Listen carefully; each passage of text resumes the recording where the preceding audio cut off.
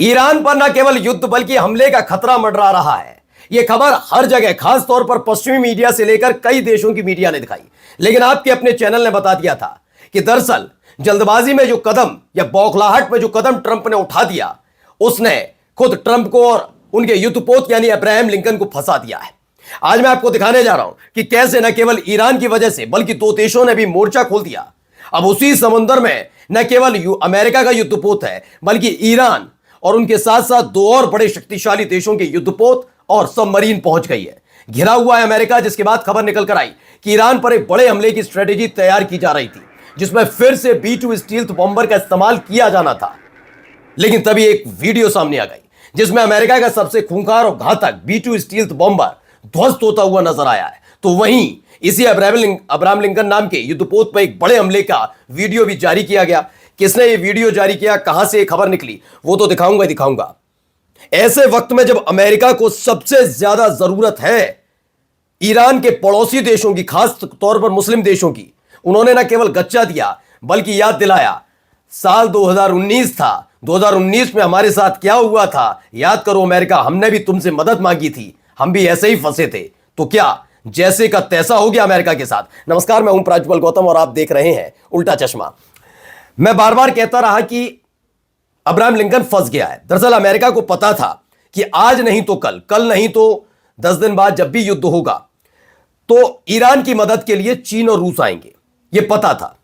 लेकिन उसकी आशंका ऐसे पूरी होगी ये नहीं मालूम था। उसे पूरी उम्मीद थी कि ईरान के किसी पड़ोसी देश को अपने साथ लाओ, हमले करो, जितना ईरान को दबा सकते हो दबाओ, लेकिन जब लगे कि ईरान पलटवार ज्यादा कर रहा है तो वहां से निकल लो और फिर जो पड़ोसी देश को हम अपने साथ लाए थे, इन दोनों के बीच युद्ध रह जाएगा। लेकिन ये पड़ोसी देश पहचान गए, मुस्लिम देश, चाहे सऊदी अरब हो, ईरान, जॉर्डन हो, कतर हो, यूएई हो, सब पहचान गए। उन्होंने कह दिया आपका और ईरान का मसला, आपस में लड़िए झगड़िए, हमें नहीं मतलब, हमारा कोई मतलब नहीं। अब आ तो गया यहां पर ये इनका युद्धपोत अब्राहम लिंकन। अब इसे वापस कैसे ले जाया जाए? वापस ले जाते उससे पहले ही ईरान ने एक ऐलान किया, जानते हैं क्या? स्ट्रेट ऑफ हॉर्मुज, 55 किलोमीटर का, 55 किलोमीटर का वो समुद्री इलाका जिस पर ईरान का कंट्रोल है, वहां पर अब रूस चीन के साथ कर रहा है युद्ध अभ्यास। जी हां, मिलिट्री एक्सरसाइज। पहले वीडियो देख लीजिए, बड़ी शानदार वीडियो निकलकर सामने आई। ये देखिए, यहां पर आपको कई सारे शिप नजर आएंगे, एक के पीछे एक, जैसे आप नेताओं का काफिला देखते हैं ना, वैसे ही देखिए 2 शिप ये है और ये सारे युद्धपोत हैं। 2 शिप ये, एक देखिए सबमरीन दिख गई, पनडुब्बी, इसके पीछे इसके पीछे इसके पीछे इसके पीछे सारा भाई। चीन ने उन्नत विध्वंसक युद्धपोत और अन्य नौसेना जहाजों को ईरान के जल क्षेत्र की ओर भेजा है। ईरान ने कल ही स्ट्रेट ऑफ हॉर्मुज के पास संयुक्त नौसैनिक अभ्यास का ऐलान किया था, जिसमें रूस और चीन दोनों हिस्सा ले रहे हैं। ऐसे वक्त में जब बिल्कुल ईरान के करीब तैनात कर रखा, तैनात कहिए या फिर फंस गया है USS अब्राहम लिंकन, और अकेला युद्धपोत नहीं है, उसके अलावा पूरा नौसैनिक बेड़ा होता है, कई और शिप है अमेरिका के, अब वो फंसा हुआ है। यानी रूस, चीन और ईरान ने तीनों ने मिलकर घेर लिया इनके पूरे के पूरे युद्धपोत को। अब हालत यह है कि अब डकारें, निकालें, करें क्या, भाग जाएं, हालत खराब हो रखी है। इससे जुड़ी एक और खबर निकलकर सामने आई है। देखिए, ये खबर है, जरा गौर से देखिएगा। इसमें यह बताया गया, न्यूयॉर्क टाइम्स के मुताबिक राष्ट्रपति डोनाल्ड ट्रंप को ईरान के खिलाफ सैन्य विकल्पों की विस्तारित सूची सौंपी गई, क्योंकि जैसे ही खबर निकली कि अब तो एक्सरसाइज का ऐलान कर दिया है, चीन के तो पहुंच गए हैं और रूस के भी पहुंचने वाले हैं, तो अब करा क्या जाए, कैसे इससे निपटा जाए, कैसे अपने उस युद्धपोत को निकाला जाए। मानकर चलिए हमला हुआ तो क्या क्या किया जा सकता है, क्या क्या किया जा सकता है। ईरान के परमाणु कार्यक्रम, लंबी दूरी की बैलिस्टिक मिसाइल क्षमताओं को नुकसान पहुंचाना, सबसे ज्यादा डर इसी से है। मैंने आपको हाल ही में बताया, 4 दिन पहले ही, नहीं 4 नहीं 7 दिन पहले ICBM यानी इंटरकॉन्टिनेंटल बैलिस्टिक मिसाइल का सफल परीक्षण किया और इसमें रूस का साथ रहा। ऐसे में ICBM को बर्बाद करना है ईरान का और परमाणु कार्यक्रम। रिपोर्ट में दावा है कि ईरान के भीतर कमांडो रेड जैसे विकल्प भी शामिल है, जैसे वेनेजुएला में हुए, लेकिन इतना आसान नहीं है, भी बता रहा हूं आपको। योजना के तहत अमेरिकी स्पेशल फोर्सेस को गुप्त रूप से भेजकर उन परमाणु ठिकानों को नष्ट करने में विचार, जो पिछले साल B2 स्टील्थ बमवर्षकों के हमलों में पूरी तरह प्रभावित नहीं हुए, यह कहा जा रहा है। लेकिन आप सोचिए कि अगर स्पेशल कमांडो भेजे तो वो कर लिया, मैंने कहा भेज दिया, ईरान में पहुंच गए, सब कुछ हुआ, मान के चलिए खामेनी साहब के अड्डे तक पहुंच गए जहां पर वो रुके हुए हैं, लेकिन जाएंगे कहां लेकर? क्योंकि पड़ोसी देशों का साथ होना बहुत जरूरी है, यही तो डर है अमेरिका को, करा क्या जाए। अब इन सब के बीच एक वीडियो आ जाती है। वीडियो क्या है, पहले आप गौर से देखिएगा। वीडियो बड़ी दिलचस्प वीडियो है, जरा देखिए।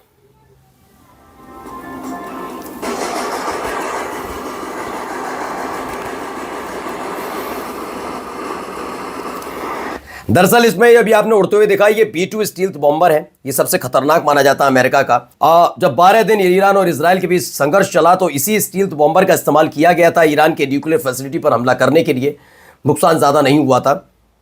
अब अपनी इस वीडियो में ईरान ने बताया कि स्टील्थ बॉम्बर जैसे ही उनकी जद में आया, उन्होंने अपने इंटरसेप्टर को ऑन किया, इंटरसेप्ट किया यानी कि डिफेंस सिस्टम, और उसके बाद उसे मार गिराया गया है।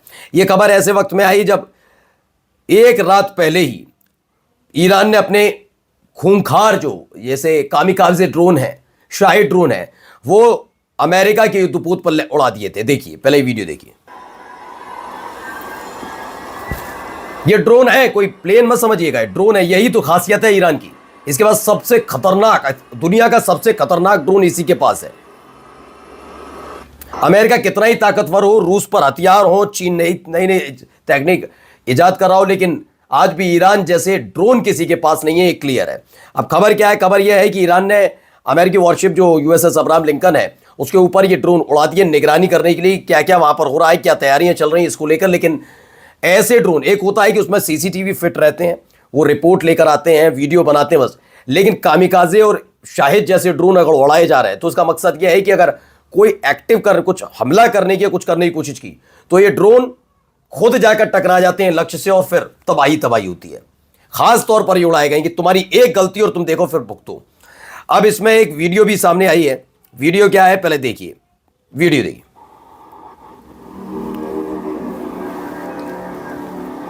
ये एक युद्धपोत इसमें नजर आ रहा है जो समुद्र की लहरों पर कुछ हिचकोले खा रहा है।